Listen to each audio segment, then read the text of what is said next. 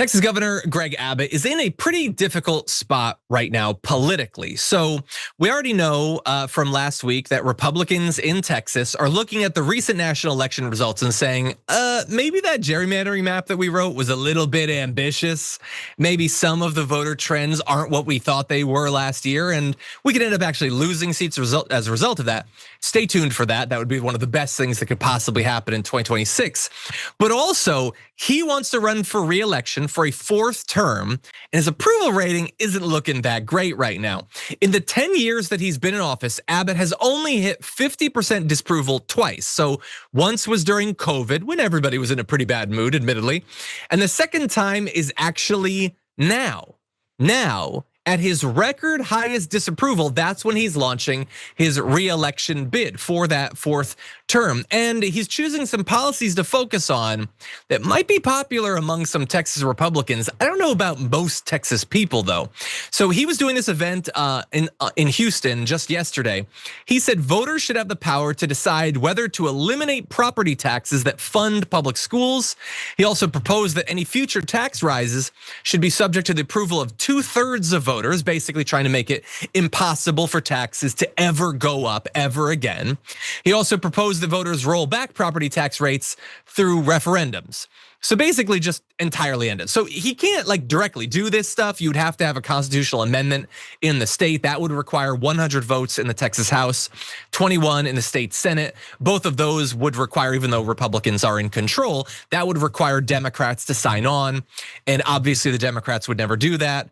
Or I don't know, 8 just did vote to end the shutdown nationally, so maybe Texas Democrats would do that. That remains to be seen. But this is an interesting set of issues to campaign on, effectively saying, we will never raise more money, nothing will ever be funded, the government will wither and die. Oh, and also public schools will be even more boned than they already are in Texas, because we're now gonna actually remove the property tax that goes to it. All of this, JR, seems like a continuance of their plot over years and years to kill public schools, put all that money directly into charter schools.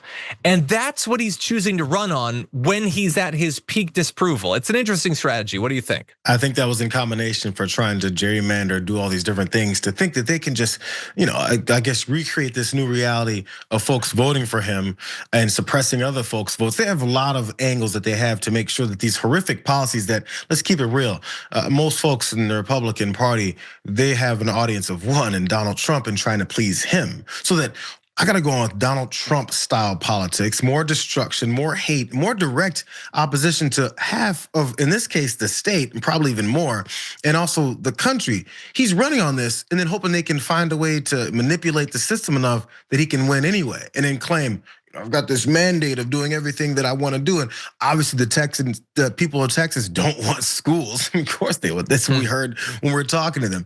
None of these policies are any kind of way good. That's why, again, I guess I'm willing to almost bet before the week's up or as his campaign rolls on, he's gonna say those polls are fake. It's the left-wing media that keeps saying he's at a 50% disapproval rating and probably above 50% at this point. It's all just supposed to be this manipulated event. And he sucks, but then apparently everyone loves that he sucks. It doesn't make any sense. Yeah, look, I don't know why any Republican would ever admit that the polls are true. Republican voters seem to love being told against all evidence that the polls are fake. How did that work out, by the way, in the elections that happened just a week ago? But he should definitely do that. Yeah, Greg Abbott, never learn any lessons, by the way. Keep doubling down on unpopular positions. Keep doing that. It's gonna be a very difficult task for Texas to ever flip blue. But for that to happen, they're making some of the moves that at least give us a shot, at least. Maybe the congressional delegation at some point, we'll see. It's still gonna be difficult, they have a stranglehold. And by the way, you'll notice that what he's trying to do is lock in those wins. He's not interested in like cutting taxes right now, and then if Texas becomes blue, then they can just rise it. He wants to change the Constitution to make sure that even if Texas were to flip blue, it could never go up again. This is being pitched as like a strength move.